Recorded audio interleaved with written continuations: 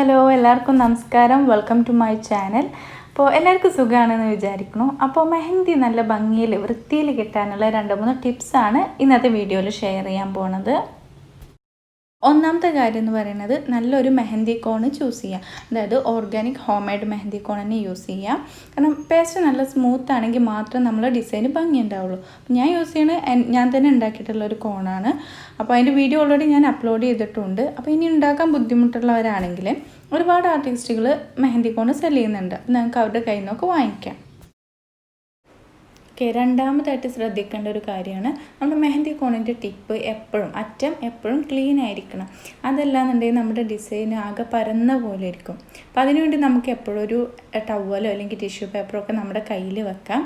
അപ്പോൾ വാഷ് ചെയ്യാൻ പറ്റുന്ന ഒരു തുണിയാണ് ഏറ്റവും നല്ലത്. കാരണം അത് നമുക്ക് റീയൂസബിൾ ആണല്ലോ, നമുക്ക് കഴുകി ഉപയോഗിക്കാം.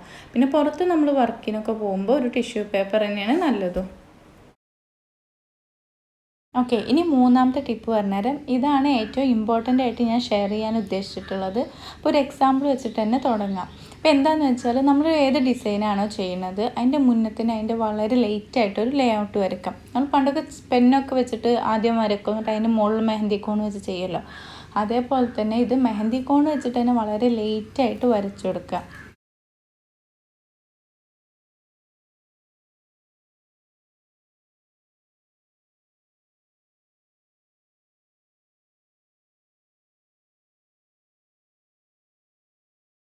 അപ്പോൾ ഇങ്ങനെ വരയ്ക്കുന്നതിൻ്റെ ഒരു ഗുണം എന്ന് വെച്ചാൽ നമ്മൾ ഉദ്ദേശിക്കുന്ന ഡിസൈന് എത്ര സൈസിലാണ് വരിക നമുക്ക് ആദ്യം തന്നെ മനസ്സിലാക്കാൻ പറ്റും. പിന്നെ എന്തെങ്കിലും ചെറിയ മിസ്റ്റേക്ക് വരികയാണെങ്കിൽ നമുക്ക് അപ്പം തന്നെ മായ്ക്കാം.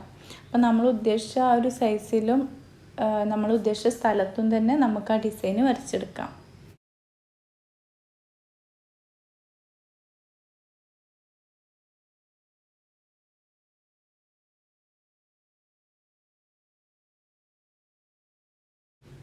വളരെ പതുക്കെ കുറച്ച് പ്രഷർ അപ്ലൈ ചെയ്തിട്ട് കുറച്ച് പേസ്റ്റ് യൂസ് ചെയ്തിട്ട് മാത്രമേ വരയ്ക്കാൻ പറ്റുള്ളൂ.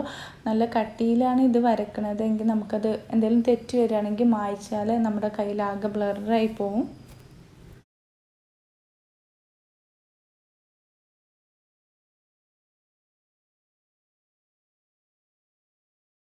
നിങ്ങൾക്ക് ഈ വീഡിയോയിൽ കാണുന്നുണ്ടാവും ഞാൻ എത്ര ലേറ്റായിട്ടാണ് വരയ്ക്കണത്.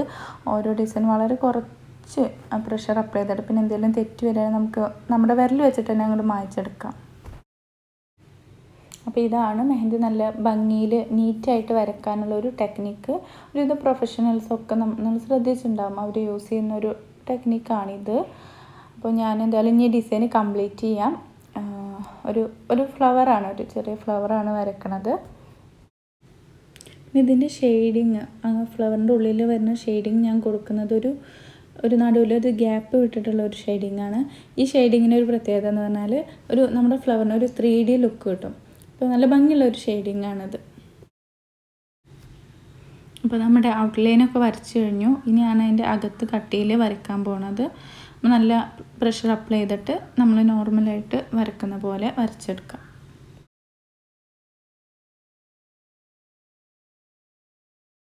അപ്പോൾ ഈ വീഡിയോ നിങ്ങൾക്ക് എല്ലാവർക്കും ഹെൽപ്ഫുള്ളായി എന്ന് കരുതുന്നു. അപ്പോൾ ഇഷ്ടപ്പെട്ടെങ്കിൽ നിങ്ങളുടെ ഫ്രണ്ട്സിനൊക്കെ ഷെയർ ചെയ്യുക. പിന്നെ നമ്മുടെ ചാനൽ സബ്സ്ക്രൈബ് ചെയ്യുക. അപ്പോൾ താങ്ക്സ് ഫോർ വാച്ചിങ്.